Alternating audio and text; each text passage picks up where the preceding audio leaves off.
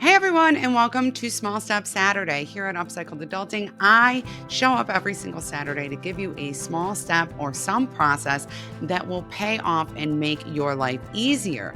Today, I'm going to be talking about saving money and specifically as it relates to the holidays. So, I'm going to talk about how to get organized with all the holiday shopping you need to do and how to create a budget, track it, and know if you're sticking to it or not. That way, next year, you know exactly how much you need to save when you're creating your sinking fund, and you know exactly where you can make cutbacks or changes to your holiday spending this year. This is a big deal. This is how we have done it in our household for many years. We buy for, I want to say, somewhere in the neighborhood of 15 to 20 people. We have 5 kids, so that makes up the bulk of our buying.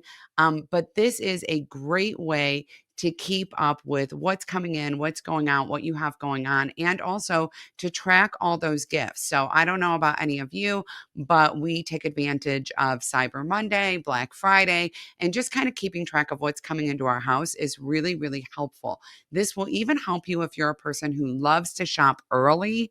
I see this all the time in social media where people are like, I bought gifts earlier in the year, I completely forgot about them. And now I have other things that I don't want to have and I have overspent. So this will keep that from happening because you can keep this running all year long. It's awesome.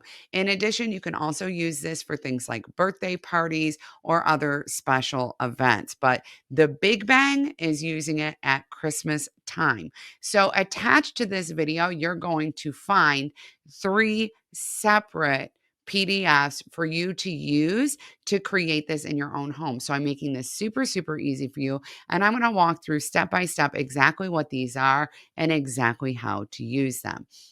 First of all, we have a gift budget by person. So in our home, for example, we obviously buy more gifts for our children. Our budget is a little higher for our children and our grandchildren than it is for, say, nieces, nephews, people outside of our home family.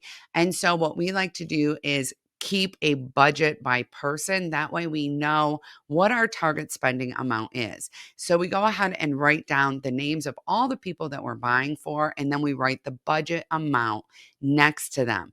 That way we have an idea how much we're shooting to spend. With our kids, we will actually combine all of the gift prices and that this is our number that we're trying to hit or go under. Okay. So that makes a huge difference. We typically try to spend the same amount on each of our children, the same amount on nephews and nieces, the same amount on parents, etc. There is a little bit of an exception because in my family, we don't exchange gifts very often. So if we go a little over at Christmas on my family, that's actually okay, because that's really the only time we exchange gifts as opposed to my husband's family. They exchange gifts for a lot of different holidays. So it makes a little bit more sense to kind of stick in the budget there. Throughout the year, we tend to spend a little bit more on gifts related to his family than mine. So if I find something I really want that's a little outside the budget for my mom, for example, not a big deal. This is a great time to actually look at who you're buying for and start communicating with people if you want to make adjustments to that. It is absolutely 100% okay to say, we're not doing that anymore. We're not buying for adult siblings or adult nieces and nephews or whatever. It's okay to suggest a secret Santa. It's okay to just say, this year we're not going to be able to do that, or we don't want to do that anymore. It's okay. You don't get gifts for us. We don't get gifts for you. It's also a great idea at this place to start thinking about gifts that are experiential or that are offers of assistance. Okay. Meaning, trading babysitting with your siblings instead of gifts at Christmas time is a great idea.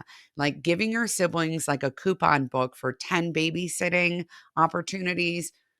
Okay, I have to tell you that I would have given my eye teeth for that gift when my kids were young and I had 5 kids at home, and trying to find a babysitter was a whole different thing, and I would have loved to have had the opportunity to say, "My husband and I are gonna have a date night, and we're gonna leave our kids at their aunt and uncle's house.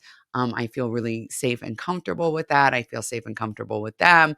This is a great opportunity for me to not have to feel like I'm putting somebody out asking for them to do this, right? Because you've given it to me as a gift. So, very much think about gifts that you can give that are not costly.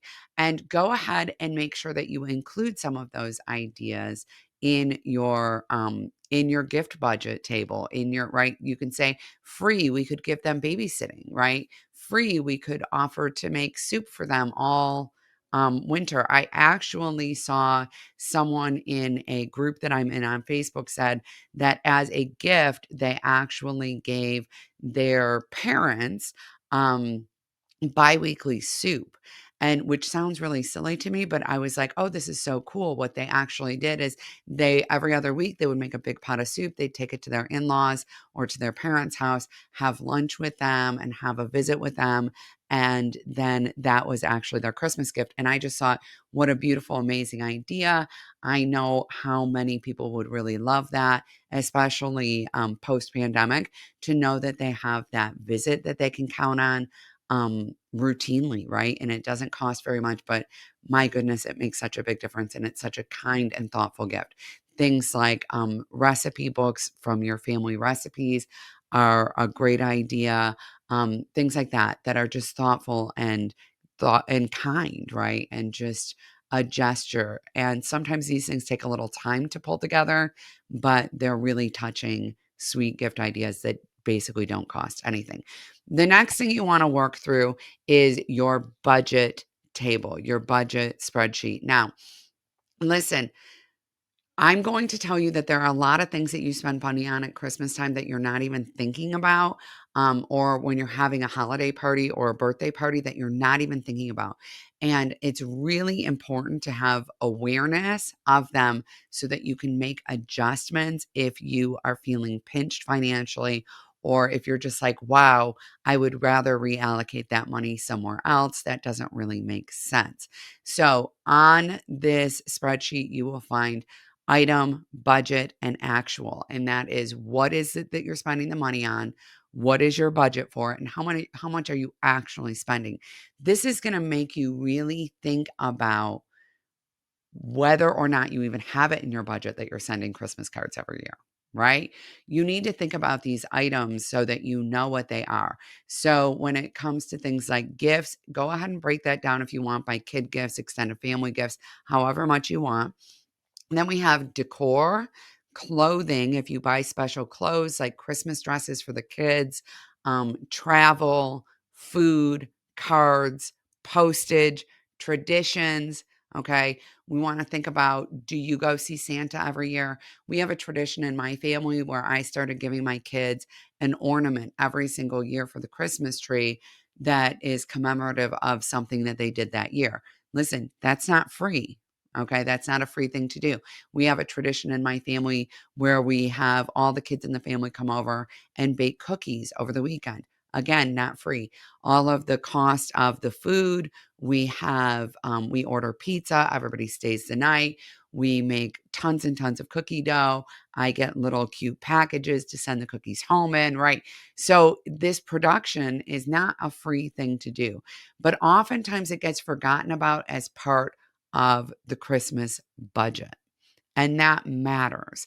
So I a lot of times will itemize this like cookie weekend for the cookies and supplies versus the food, like the pizza we order, that kind of thing, breakfast the next morning. So I make sure I know what this looks like from a cost perspective. And I also know that I can make adjustments to what we're doing that weekend to save a little bit of money or maybe shorten it up, or maybe we're going to look for pizza coupons to kind of save on that expense. Okay. So we really want to think through exactly how much are we spending here, because it's very, very difficult to get socked in January, with a much higher credit card bill or a much bigger expenditure for Christmas, right? You went through your whole sinking fund and then some that you had set aside for Christmas because of all the odds and ends things. Now, when it comes to holiday decor, I'm going to tell you that typically speaking, I make a rule for myself that I do not spend on holiday decor until after Christmas. So sometimes as I'm decorating for Christmas, if I know that I'm going to need or want something, say I know something's going on, I have a real tree in my house, but I also have a little small artificial tree that I put in my front window. A couple years ago, the lights went out on that tree. I just dealt with it for the season, but I knew that I was going to need to buy another small tree to take up that space, or I wasn't going to have one, right?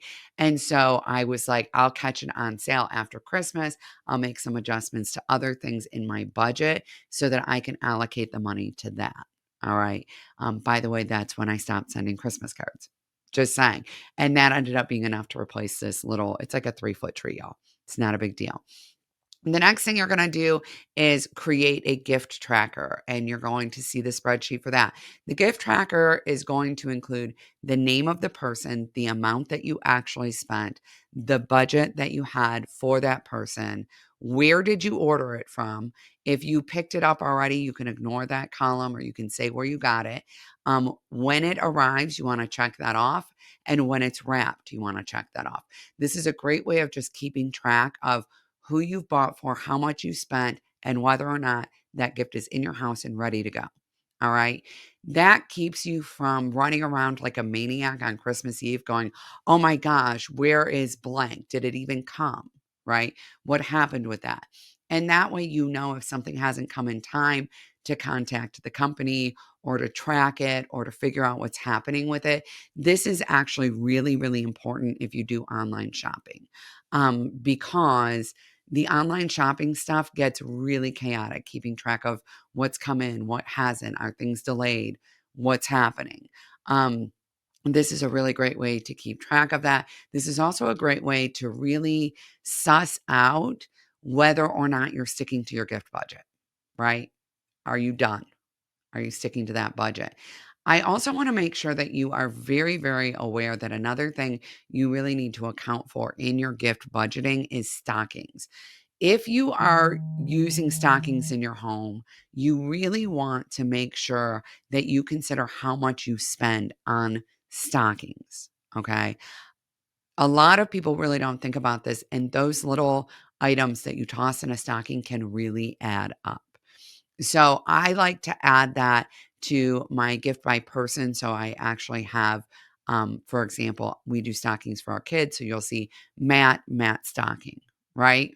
Or you'll just see stockings as an item because we spend the same amount per person on stockings. Stockings can get very, very expensive. I have actually seen people blow their budget with stockings that are $100, $200. Because if you're adding 5 or 10 little items to that stocking and those items are $10 a piece, it adds up really, really quick. One of the great ways to save on stockings is to actually toss consumable things in there, meaning put candy in there. I've seen a lot of traditions around putting oranges in there, things like that, but really keeping it small or things a person needs, some socks, things like that can actually keep those stockings really solid.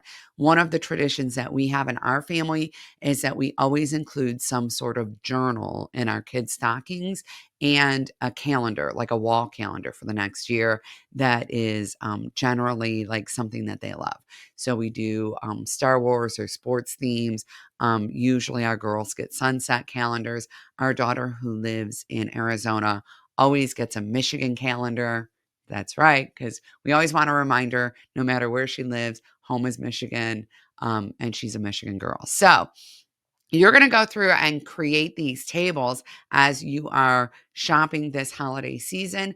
Do not be afraid to add to them or adjust them. If you find yourself going to Target and buying, 5 cute nutcrackers, add that to your budget table.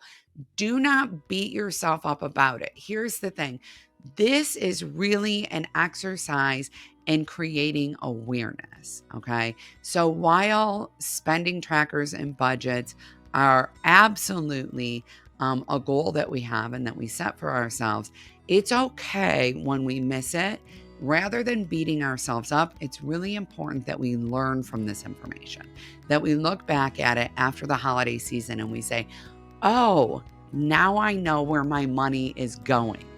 Now I know what costs so much. Now, with that knowledge, I can make adjustments. With that knowledge, I can make changes for the coming year. I can make sure that I save appropriately for the holidays.